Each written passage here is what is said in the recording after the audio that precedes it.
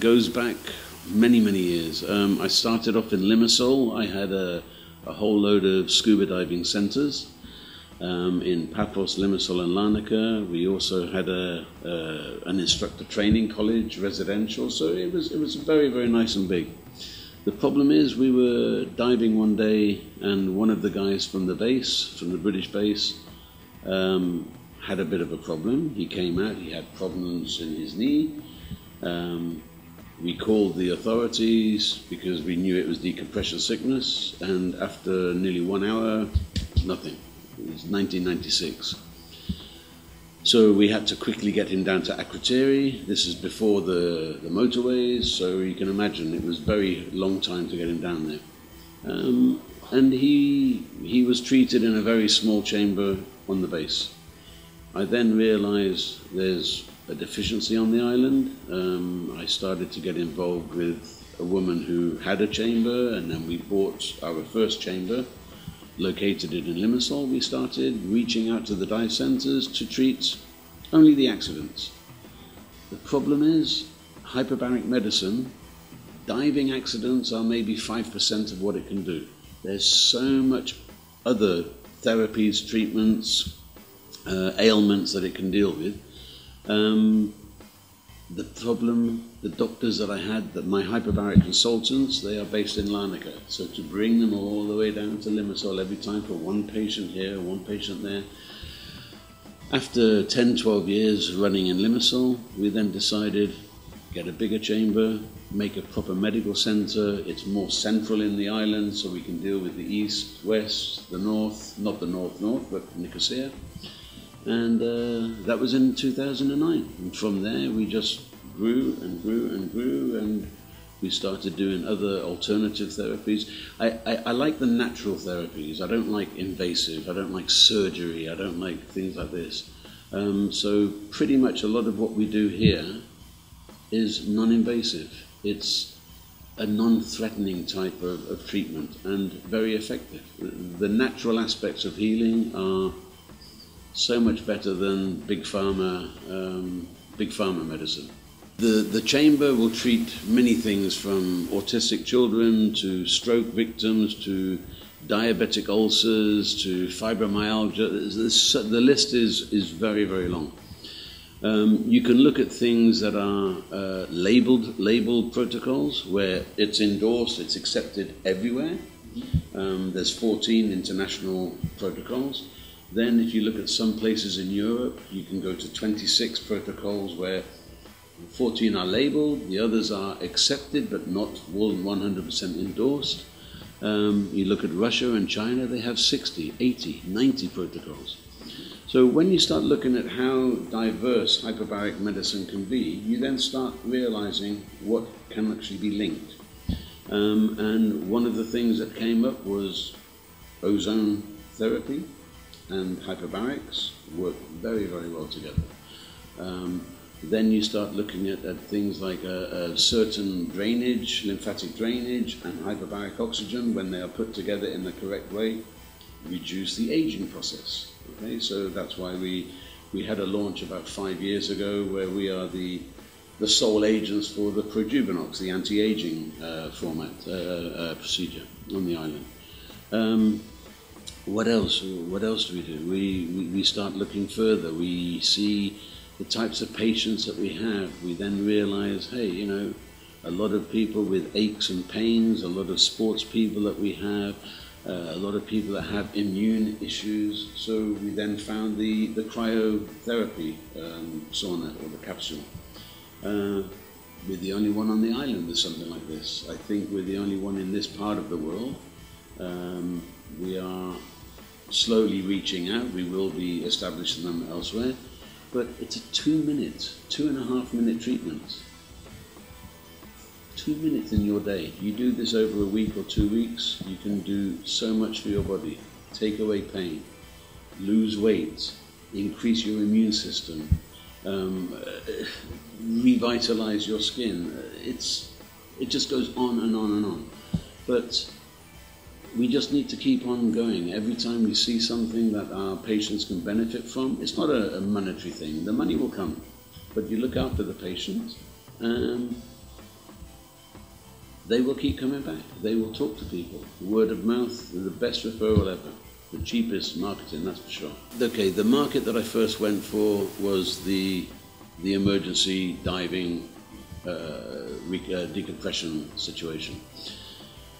We had a smaller chamber. It would deal with what we needed. It was still much bigger than the one that the government had at the time, which they stopped using in 1998. But it was still quite nice size. When we then started thinking what else we could do, I realized this is not big enough. Okay, this is why we went for the size that we have down now, the chamber. The chamber we have now, we can put 14 people inside at the same time, if we needed to. Do we? We put 6, maybe 8. You know, I don't want to put them together like sardines. I want them all to have the comfort. So just from that side, it was viable. It was worth the expense, and you have to calculate how the return will come. It was okay. It was worth it. Since then, we then increase, and we'll buy this, and we'll buy this, and we'll buy this extra item, machinery, protocol. We just go from there. If we tried to do this now, today, from stage 1, I would never have enough money to do it. It would be millions. But to do it cigar, it's the way to go.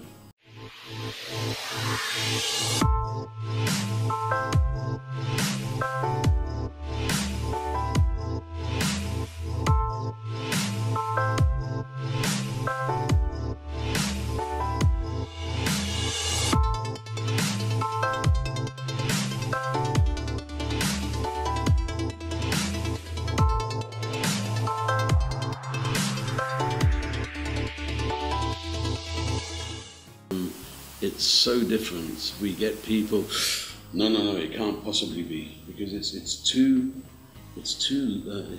obvious. You know, we say if you do this, this will happen. Impossible. My doctor said it won't happen. Okay, there are various types of medical practitioners here and here. Okay, I cannot deal with people like this. I need them to understand that one way is not only the correct way. There's always other ways to do things. We work a lot with doctors. We can help the doctors with their treatments and with their therapies as well, in conjunction with what we do. We can save people's legs, we can save their lives, we can give them a better quality of life. There's just so much. But unfortunately, a lot of people, they don't want to use someone else. If I cannot heal you, nobody can. I'm not a doctor, I just have the machinery. We employ doctors to look after the patients. But there's so many more people on the island that can benefit. There's a lot of diabetes cases over here. There's a lot of autistic cases over here because of the high levels of mercury in the eastern Mediterranean waters and the marine life. We all like fish. Unfortunately, there's a lot of mercury there. It's just got to be worth it. Everything that we do, there's a reason for doing it. We don't just go and buy something for the sake of it. We plan correctly, we think. We'd like to do. I think, look, I've been on the island 30 years. I've done some very, very good things on the island. I've had some very, very good awards, not in this field, but from international companies. But I know why I got those awards, okay? Because I put the effort and everything like this. Here, we are doing a very good job. We are always making the effort. We always feel nobody really knows. So on that night, I mean, unfortunately I wasn't here. So I had, I think it was 4:30 in the morning in Thailand. I was 5 hours ahead.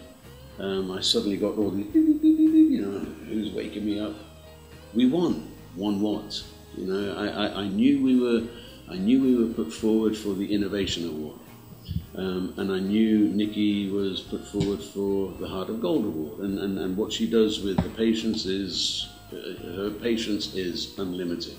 She's very, very good, she's very, very caring. Unfortunately, she gets paid to do her job. There are other people that were nominated for the Heart of Gold, which do everything from a voluntary point of view with animals and stuff. we can understand. It was nice to get the recognition that she was proposed for it, but I understand why other people want it. When we didn't get the Innovation Award, because a lot of what we do here is very innovative, it's outside of the box of many of the medical type protocols, but within reasonable limits. So when we suddenly got nominated, it was totally unexpected. And I think for me, it made me realize that we are an actual contender on the island. People do know who we were. I always thought no one really knew who we were, because we bring a lot of our clients or patients from overseas. We do treat quite a lot of the people on the island, but the long-term patients, they come mostly from overseas. So, you know, for me, it was very good. It was a nice pat on the back. I think it made the team realize just how worthy they are, how much recognition they get from people. Because when people walk out the door, they don't always send us an email saying thank you very much, or phone us and say, do you know, I'm walking again, fantastic, or anything. You know, they will speak to people, and by them speaking to people, suddenly we were put at the top of the list. I would like to have our services offered to everybody on the island, but we do have these obstacles of, I will speak with my doctor first, I will speak with my cousin. We had a situation once where somebody actually said, can you help this person? It was a diabetic foot. He was going to lose the foot. I said, yes, we can. It's going to take us 25, 35 days. How much is it going to be? Well, the best I can do, it's going to be €2,500, €3,000. Wow, €2,500, €3,000. I said, yes, but it's 25, 30 days, every day. Doctor, chamber, tender, operator, timekeeper, me, you know. Oh, it's too much. 3 months later, the person had his leg cut off. I mean, imagine. So I would like to help everybody, but I can't deal with, I'm not going to say stupidity, I can't deal with ignorance. You can try to teach people, but if they don't want to listen, they're not going to listen. We find, unfortunately, I've been 30 years on the island, I'm of Cypriot origin myself, so I'm allowed to say this, but you know, we have, the chamber is, it's like a plane, it's like a bus or a train, okay? The treatment is 10 o'clock in the morning. Dimitragis cannot turn up at 10:30 and expect us still to be waiting because there's 4 or 5 other people. So we have this problem where people don't understand timekeeping. Okay, it's a national pastime, I'm sure. So we want to work a lot more with people, and then, you know, we have to be paid for our services. I can't treat you for the next 1 month, 2 months, and take 4 months of post-dated checks. It doesn't work like this. But if you go to a restaurant tonight and you spend €200, you will pay straight away.